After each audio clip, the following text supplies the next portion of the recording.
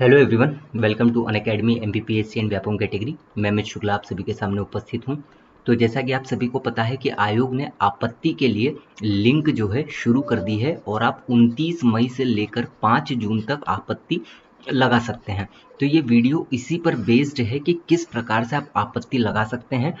Step by step मैं आपको पूरी की पूरी प्रोसेस बताने वाला हूं कि किस प्रकार से आप आपत्ति लगाएंगे। ठीक है, पूरी जानकारी मैं आपको ये देने वाला हूँ। याद रखिएगा कि कट ऑफ के लिए मैं एक अलग से वीडियो बनाऊंगा। अगर आपने मेरी आंसर की से चेक नहीं किया है तो अमित शुक्ला नोट्स पर जाकर आप चेक कर लीजिए। याद रखिए, जो भी आपकी प्रोविजनल आंसर की से मार्क्स है, आपके नंबर बढ़ने ही वाले हैं फाइनल आंसर की में। ये बात आप याद रखिएगा। कम सिर्फ और सिर्फ एक ही कंडीशन में होंगे, जब कोई प्रश्न डिलीट होता है तो, अन्यथा नहीं आपके प्रश्न या मार्क्स कम होने वाले हैं। तो कट ऑफ का वीडियो आपको मैं अंत में ज़रूर दूंगा। तैयारी के लिए थोड़ा सा पेशेंस रखिए, क्योंकि मैं बाहर हूँ। जैसे ही घर पहुँचूंगा मैं प्रीलिम्स और मेंस के लिए पूरा का पूरा नया कोर्स शुरुआत करने वाला हूँ, जिसकी जानकारी आपको अमित शुक्ला नोट्स पर मिल जाएगी। तो आपत्ति कैसे लगाना है इसकी पूरी जानकारी मैं आपको देने वाला हूँ। चलिए शुरुआत करते हैं इस वीडियो की। तो देखिए, सबसे पहले आपको क्या करना है, दो तरीके से आप उस लिंक तक पहुंच सकते हैं। सबसे पहले आपको एमपीपीएससी की वेबसाइट को ओपन करना है। यहाँ पर जो नोटिफिकेशन है, यहाँ पर आपको सबसे अंत में उसकी लिंक सीधे सीधे मिल जाएगी, या आप सीधा एमपी ऑनलाइन पर जाकर भी क्लिक करेंगे तो सबसे पहला पेज आपको खुल जाएगा। यहाँ पर आपको दिख रहा होगा कि objection link state service and state forest service prelims examination 2022। तो जैसे आप इस पर क्लिक करोगे आपको इस प्रकार का पेज खुलने वाला है। सबसे ऊपर ही आपको एप्लीकेशन फॉर्म पर क्लिक करना है, जो कि 29 मई 2023 से 5 जून 2023 तक है। जैसे ही आप इस पर क्लिक करेंगे आपको इस तरह प्रकार से पूरा का पूरा पेज खुल जाएगा, जहां पर आपका पूरा आवेदन क्रमांक, नाम, वर्तमान पता सब कुछ आपको मिल जाएगा।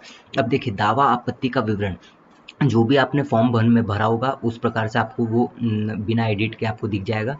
सिलेक्ट विषय या प्रश्न पत्र का नाम, तो आपको सिंपल सा काम यहाँ पर क्या करना है, यहाँ पर आपको सिंपल काम ये करना है कि सिलेक्ट पेपर का नाम, जनरल स्टडीज़ 1 या जनरल स्टडीज़ 2 जो भी है आपको उस पर क्लिक कर देना है। ठीक है, फिर सेट पेपर, आपको यहाँ पर पेपर सेट जो भी आपका हो डी पर क्लिक कर देना है। सिलेक्ट क्वेश्चन नंबर, तो मेरे जो क्वेश्चन नंबर है सेट डी के अनुसार, तो सेट डी के अनुसार मुझे जाना है क्वेश्चन नंबर 89 पर, है ना।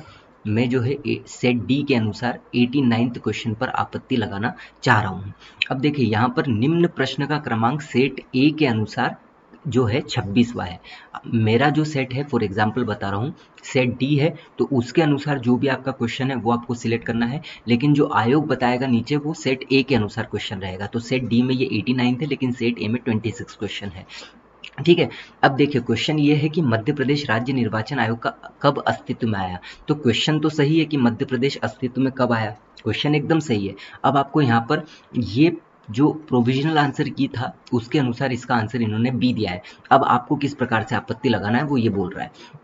आयोग द्वारा घोषित उत्तर विकल्प गलत है, मतलब जो उसने बी आंसर दिया है वो गलत है, या फिर प्रश्न के एक से अधिक उत्तर विकल्प सही है, या प्रश्न के सारे विकल्प गलत है, या फिर प्रश्न ही गलत है। अब अगर हम देखें तो कब अस्तित्व में आया, प्रश्न एकदम सही है, लेकिन अस्तित्व में कब आया, तो इसके अनुसार प्रश्न के सारे उत्तर विकल्प गलत है। क्यों? तो अब यहाँ पर हम सोर्स की बात करें, जब आप संक्षिप्त इतिहास इंग्लिश में देखोगे तो यहाँ पर गठन की तारीख दी गई है, जो कि 1 फरवरी 1994 है, जो कि 2020 में प्रीलिम्स में आ चुका है। तो गठन 1 फरवरी 1994 सही है। लेकिन जैसे ही आप इंग्लिश में जाओगे इसी वेबसाइट पर, तो यहाँ पर लिखा है एग्जिस्टेंस 15 फरवरी 1994, और एग्जिस्टेंस से पूछा है तो इसका विकल्प 15 फरवरी 1994 आना चाहिए, मतलब सारे विकल्प गलत है। मैं आपको वेबसाइट भी अगर दिखाऊं तो ये इंग्लिश में है, it came in to existence on 15 February 1994, यही पूछा है।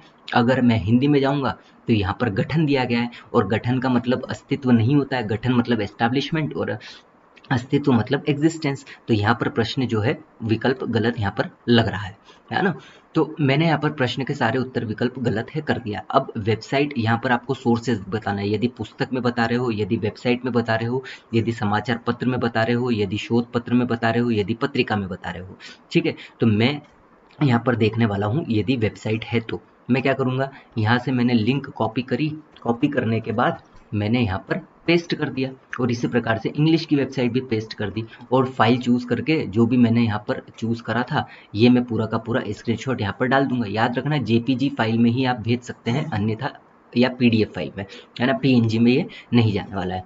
जैसे ही मैंने यहाँ पर लिंक डाला, चूज फाइल कर दिया, सब कुछ कर दिया, ठीक है। फिर मैंने विवरण यहाँ पर ये दे दिया कि मध्य प्रदेश राज्य निर्वाचन आयोग की हिंदी वेबसाइट पर मध्य प्रदेश राज्य निर्वाचन आयोग के गठन की तारीख 1 फरवरी 1994 दी गई है एवं अंग्रेजी वेबसाइट पर अस्तित्व की तारीख 15 फरवरी 1994 दी गई है। चूंकि आयोग द्वारा अस्तित्व की तारीख पूछी गई है, जो कि वेबसाइट के अनुसार 15 फरवरी 1994 होता है, गठन 1 फरवरी 1994 को हुआ है, ना कि अस्तित्व।